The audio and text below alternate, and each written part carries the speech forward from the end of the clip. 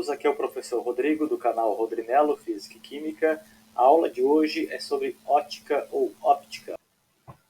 Olá, alunos! Vamos corrigir aqui a prova, ou trabalho de ótica em física. Então, a questão 1, nós temos que relacionar a altura com a sombra. Então, o aluno aqui ele tem o quê? A medida do prédio, em que é 22,1 metros de altura. Você coloca aqui na regrinha de 3, 22,1. E a sombra desse prédio é 10,4 metros. Então, você coloca 10,4. A gente quer calcular a altura da pessoa. Então, coloca x. E a sombra da pessoa, que vale 80 centímetros, lembra que 80 centímetros divide por 100, são 0,8 metros. Então, coloca aqui 0,8. Você faz em x, ficando 10,4x igual a 22,1 vezes 0,8.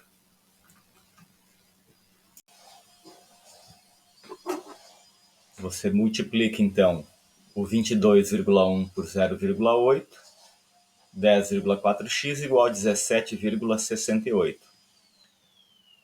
Finaliza dividindo 17,68 por 10,4, ficando 1,7 ou 1,7. Como está tudo em metros, a resposta final fica em metros.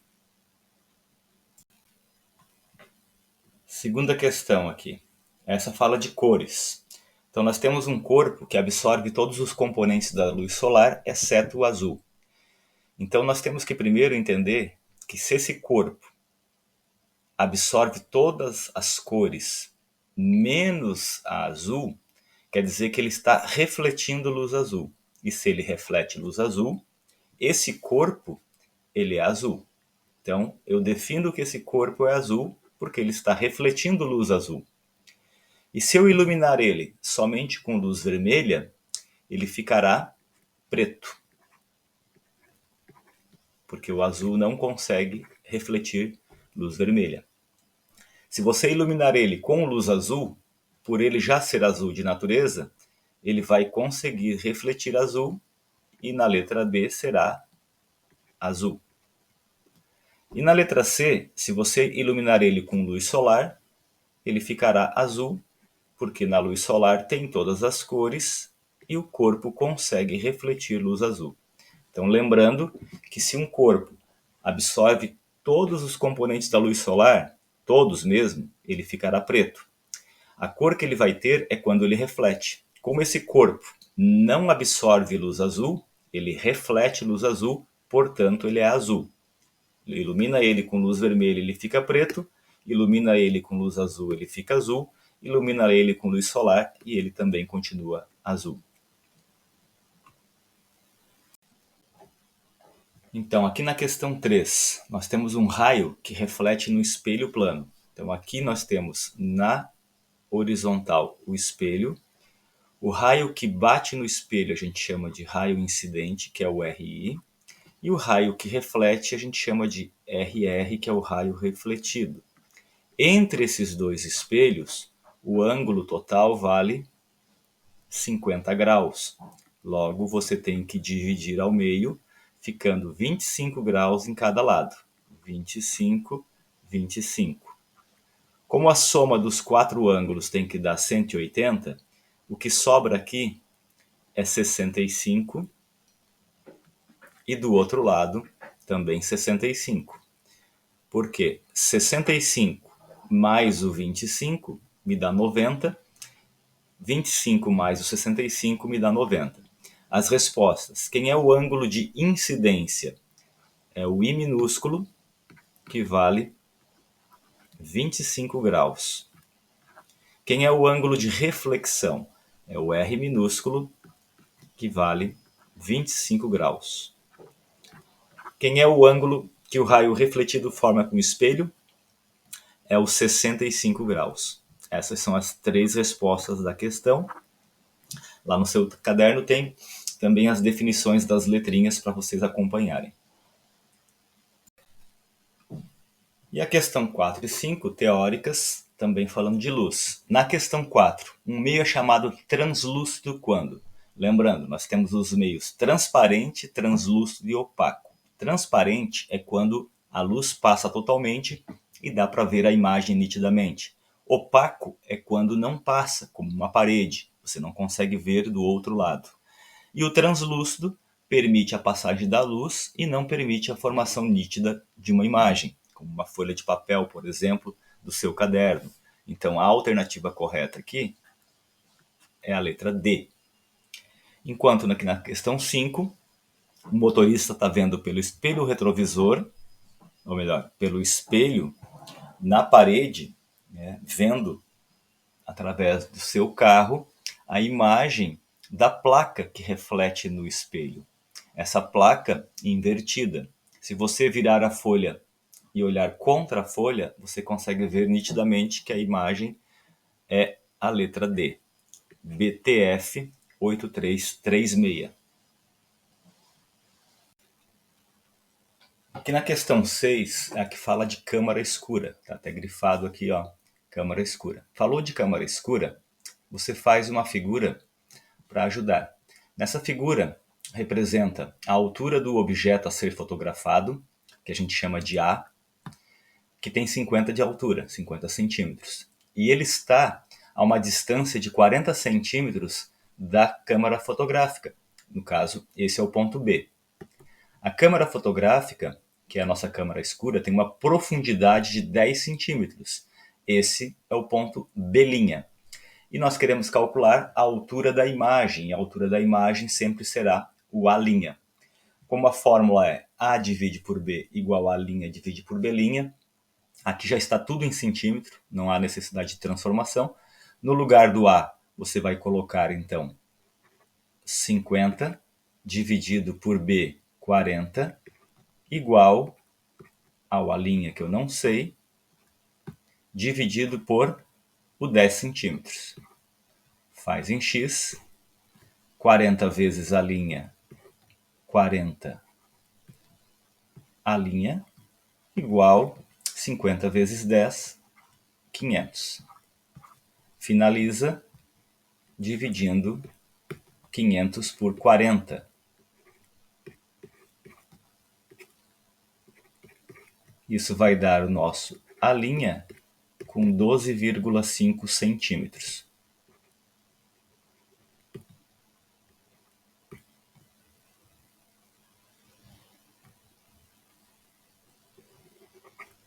Se você trabalhar em metros, vai dar 0,125, mas pode deixar em centímetros mesmo.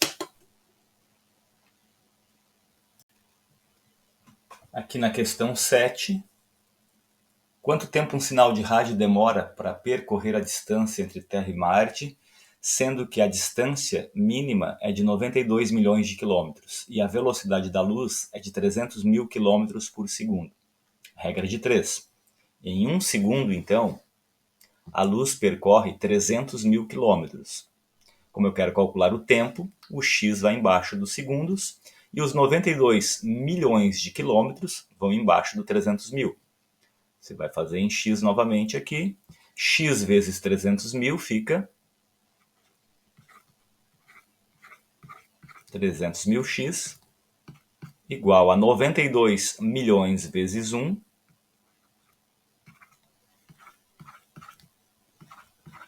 92 milhões. Passa então o 300 mil dividindo, ficará 92 milhões dividido por 300 mil. Aqui dará 306,6 segundos. Segundos, que é um S. Vou arrumar aqui. 306,6 segundos. Alguns alunos responderam também em minutos. dividindo por 60 dá mais ou menos 5 minutos. E aqui a questão 8, 1 ano-luz corresponde à distância percorrida pela luz no vazio ou no vácuo durante um ano. Ano-luz não é velocidade, ano-luz não é energia, ano-luz não é a distância percorrida pelo som. Ano-luz é uma medida de distância relacionada à luz viajando durante um ano.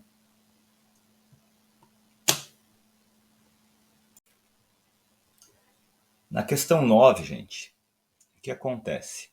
1 ano-luz, a informação já está dizendo que é 9,468 vezes 10 na 12 quilômetros.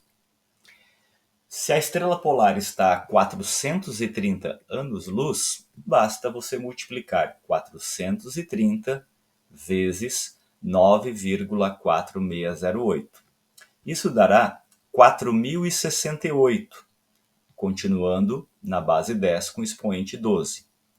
Como essa resposta não tem para assinalar, tem 4,06 na 12, e a resposta é 4.068, você tem que jogar a vírgula para a esquerda 1, 2, 3 casas. E o número ficará 4,06.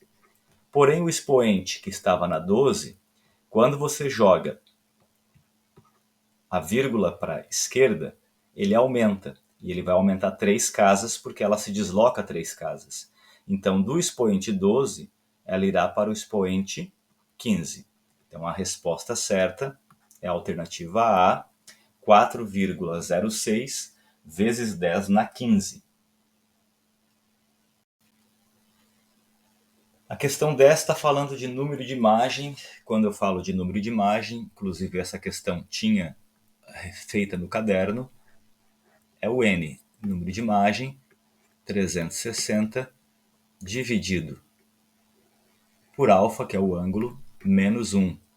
Então ficará N 360 dividido por 90 graus, menos 1. Isso vai dar 360 dividido por 90, me dará 4. Menos o objeto que está entre os espelhos, o número de imagens N será de 3.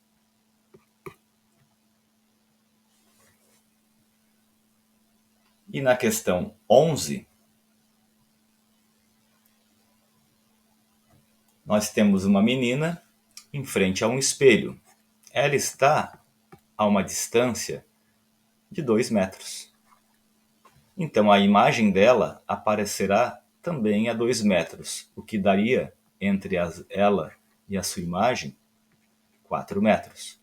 Porém diz que ela recua, se afasta do espelho 1,5 metro. Então agora, entre ela e o espelho, vai ter uma distância de 2 mais 1,5, 3,5 metros. Então, a imagem dela, em relação ao espelho, também estará a 3,5. Quanto será a distância entre a menina e a sua imagem, agora nessa nova posição? 3,5 mais 3,5, 7 metros de distância. A resposta, então, é 7 metros. E quais são os 3 princípios da ótica geométrica? Primeiro princípio da